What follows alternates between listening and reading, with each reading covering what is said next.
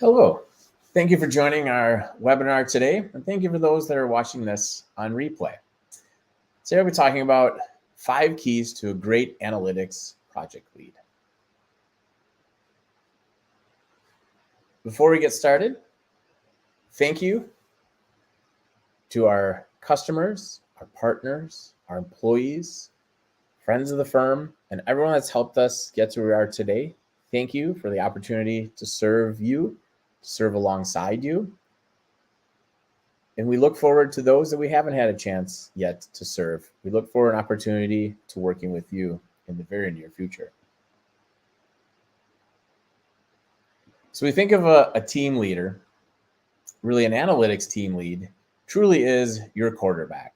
That is the individual that will be leading your team, guiding the work of the project team itself, delegating the work, holding those accountable to ensure they meet timelines and deliverables, working with those business and organizational users to understand the requirements, to be able to effectively communicate between the business and IT folks.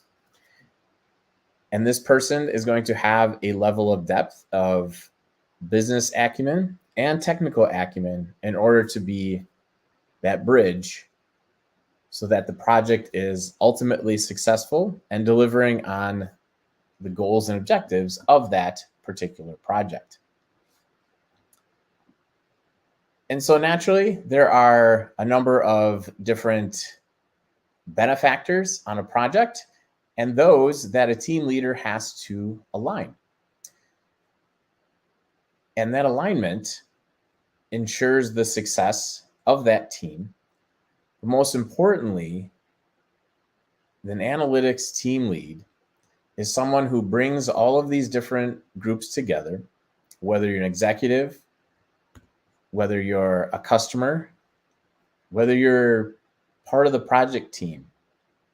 Those team leads, those analytic team leads, those are folks that are ultimately going to ensure that the team is successful. And at times, that could be pushing back on requirements to say these requirements aren't clear enough, they're too ambiguous, or there isn't enough time and budget and scope in order to all align and make sure that we deliver a project. Also, from a project team perspective, that analytics team leader might be responsible for building that team and to ensure that they pick the right people relative to the scope and objectives and the technologies that underpin these individual projects. And once that project team lead either has that alignment, or many times we see that project teams, those analytic team leads, they are given a team and they have to make it work relative to the different goals and objectives and the technologies that they have at their disposal. And sometimes it might mean that analytics team lead has to take a deeper level of hands-on development on a particular project. Because if, depending upon the resources on an individual team, that analytics team lead may or may not have the luxury of having that person or persons be the experts. Perhaps that analytics team lead is the expert in that particular area of technology. And that's okay relative to the size of the project.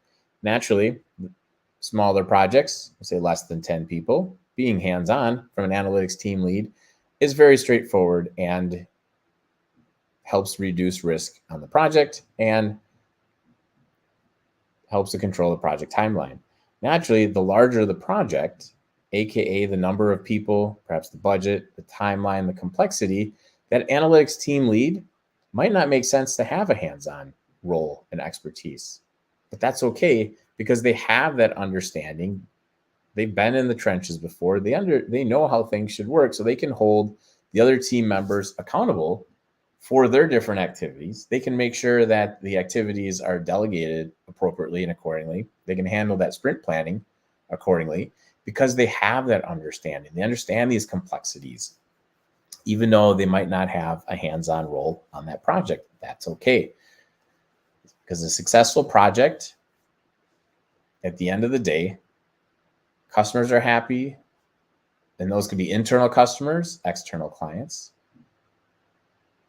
your executives, naturally the project team itself, which translates to the employees, and then the company. So everybody wins with a great analytics project lead.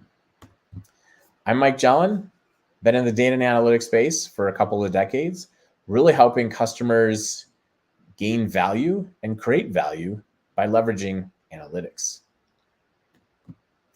When we think of AICG, so AICG, we're a data and analytics company. That's what we focus on. That's what our 100 plus years of collective experience equates to. Yes, technology is important, but it's more important to understand what are the business outcomes, those use cases, and they can be organizational use cases as well, that are driving advancement, either top line revenue growth, helping to fulfill a mission of the company, or to even perhaps reduce operational expenses. Remember, technology is cool unto itself, but is the application of that technology within an organization is really where the value truly lies. And that's why projects are undertaken.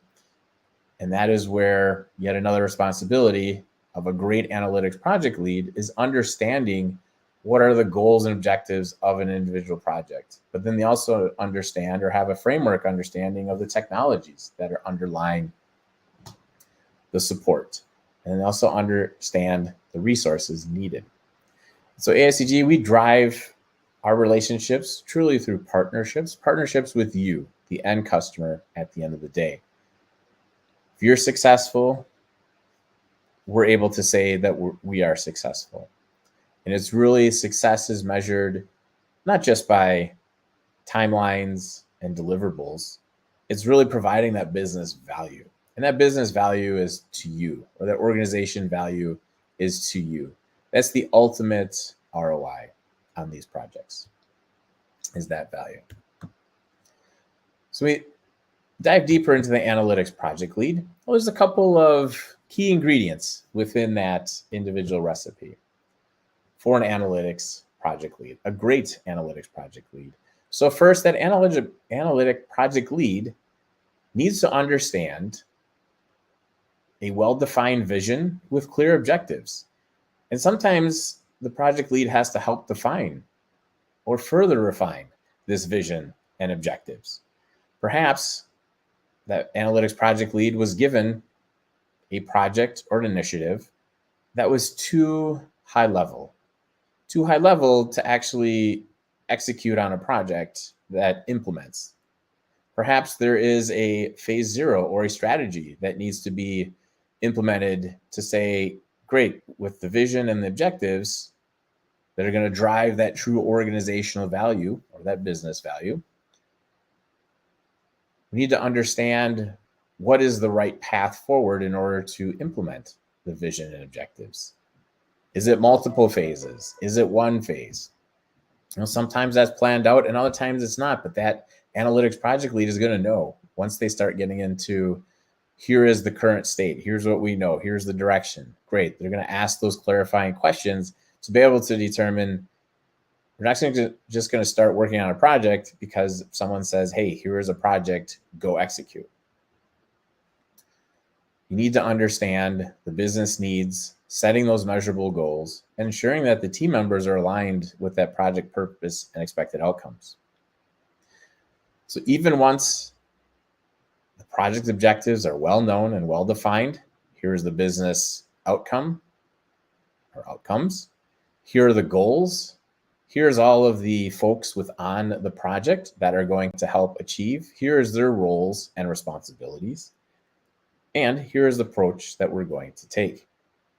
Which naturally leads into the next ingredient, is this analytic project lead should have strong technical expertise. Like I mentioned earlier, that strong technical expertise can range from hands-on to just having a deep understanding of how projects like this should work. They understand the technologies, the methodologies, the different tools that are involved.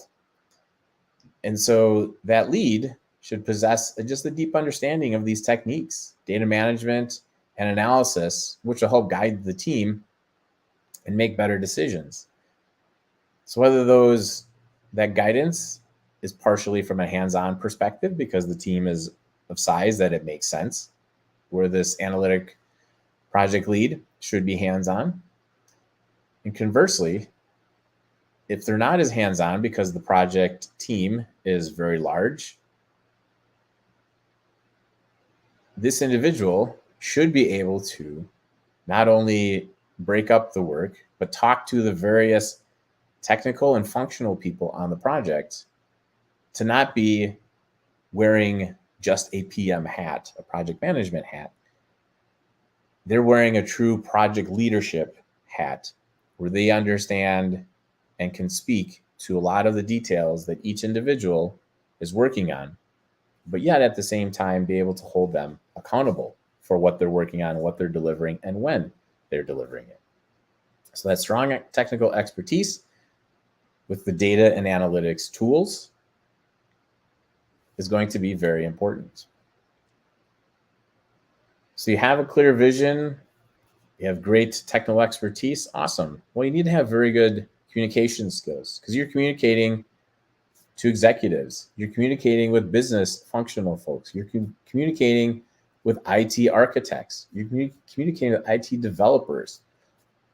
And then there's a larger ecosystem that you might be communicating with. They could be external vendors, could be consulting partners, could be software partners, could be other third parties that are involved if it's a multi-company project. And so there needs to be a very good level of communication. They might not necessarily own every piece of communication, but they should be able to translate from executive to departmental to functional to IT speak at the right time, which a lot of that effective communication, these skills, comes with experience. And some of that experience is related to project management.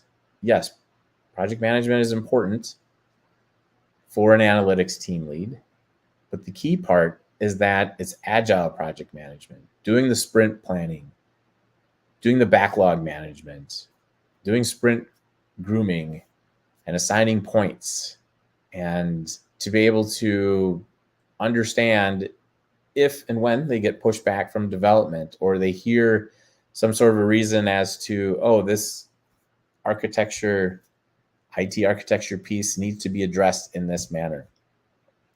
Great. They're able to understand these different dependencies so that when it comes to whether you use a 1, 2, or 3 week sprint methodology, that they're able to chunk the work up into meaningful, digestible pieces. And the fifth piece for a great analytics project lead really comes down to empathy and trust. So you're able to empathize with the different folks on your team or that impact the project. So that empathy comes in a number of different ways. First off is to understand what pain points are we really addressing? What is that pain in the business or organization if you're addressing a pain point? All right, on your individual team, you have people, and people have challenges. They're balancing lots of different things at work, outside of work, and to be able to work with individuals, to be flexible, to say, look, I trust you. You are the go-to person for this part of the project. I trust that you're going to get your work done. I also understand that things come up and happen in life that are outside of individuals' control. And even things that are within individuals' control, it's being empathetical to those if people have an asynchronous work schedule at times. People are working around the globe, or different parts of the globe. And so naturally, there is a level of empathy that you as an analytics project lead need to have and need to give grace at different parts of the project. And that's where the trust part comes in. If you trust somebody, you don't need to necessarily micromanage them. You need to have an appropriate project management cycle. You need to have the appropriate tasks. You need to be a good communicator. You need to know when to push back on whether they're new requirements or too vague of requirements that are not fleshed out. And on the flip side, how long is a reasonable amount of time for someone to get a piece of work done in regards to an activity within a sprint? So empathy, lead with a carrot or lead with the stick. Well, we know if you lead with a stick, that gets you only so far in your career, in the project, and leads to burnout and leads to a negative working environment, which is obviously not good. Leading with a carrot is better said, leading with empathy and trust, because you have a team members. You're all professionals and you all need to figure out a way to work together.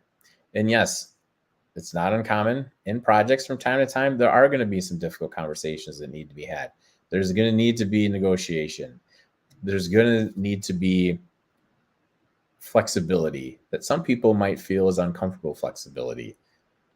Sometimes that is what's needed for that individual project, but that should be short term. That should not be the entire duration of the project. It shouldn't be months upon months within the project. If that's the case, now you know at that point something has gone wrong. Poor planning, poor management, poor vision. It could be partially poor execution as well. It could be a combination of things. We have to remember, people are at the root of all of the things that we do on any data and analytics project. Yes, data is important. Good data, governed data, centralized data. Yes, all of that is important. Come to the table knowing that the people are the things that you apply empathy and trust to, and your projects will be even more successful than they already are. So when you think of a background for an analytics project lead, part of it comes down to the prior experiences. What are those prior experiences? Well, ideally, those prior experiences involve a number of different technologies so that they have a toolbox of tools that they have an understanding. And ideally, in today's world, that you have experience with cloud applications, have those data first tools out there. Think of a Snowflake or dbt or datalakehouse.io. Those are cloud first technologies, but you should also have experience with on-prem or hybrid. Many organizations are in a hybrid ecosystem where they have some things on premise, some things up in a public cloud, some things up in a third-party SaaS application. That's the ideal world from a prior experiences perspective, and they should have hands-on experience and a deep hands-on experience in some areas. It doesn't have to be all areas. It could be data modeling, could be building analytics, could be SQL, could be a combination of things. Especially when you think of from a data science perspective, well, there's plenty of ML, LLM, AI types of tooling out there. Great. There's Python and notebooks and many other things that people should have some sort of experience with. And so when you think of project leaders, these team leaders, there's natural people that are very good at being leaders. No matter what they do, people are gravitated towards them because they're interesting people. They really understand their craft. And people say, well, I look up to you because of your deep understanding of this area, this technical area, this functional area. But people are drawn to you. They like your personality. You're fair, but you hold people accountable. People love to work in those types of environments.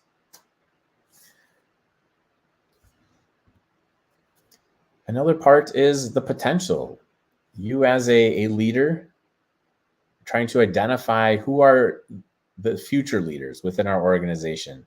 How do I start to, one, identify them, but two, give them the experiences so that they have a large toolbox of hands-on skills, project experiences, where they're given a chance to be maybe leaders of their area. Could be a leader of a technology, could be a leader of an intern, for example. It doesn't have to be a full project experience as you look to groom and build somebody up, but identifying that potential, that's the important part. So then you can start to mentor those individuals, or that mentorship might come from you directly. It could become from you're pairing up somebody from a mentee perspective, where you're building those folks up. And you should always be building your folks in teams. And these analytic team leaders, they know they've been mentored at some point in their career, and they want to give back. They like to help people. They want to work with people that want to get better, and they want to help themselves get better. An analytics project lead is going to be very good and want to help those types of folks. And then naturally, an analytics project lead, depending upon the size and complexity, it goes back to those experiences and what things are they bringing to the table relative to the size and complexity of that project. So when you think of where do you go from here, you may have some current or existing awesome analytics project leads. You might be looking to build future leaders. You may have needs to say, our analytics team leads, they are tapped out, but I have other projects and things that I need to do. I have developers that have capacity, they're looking for a project, or I just want to grow my organization. Review those needs, whether that's from a skills and a timing perspective, along with your project requirements from a technologies perspective, and say, where are my gaps? We'd love to be able to have a very short 30-minute conversation with you to be able to say, here's how we would guide you forward. Here's how we could fill that team lead role for you on that project, to be part of either your organization or to represent your brand if it's an external facing initiative. So feel free to reach out to us. We'd love to talk with you more. We appreciate you attending this webinar or watching this webinar on replay. Visit us on our website or social media, and we will talk to you soon. Thank you.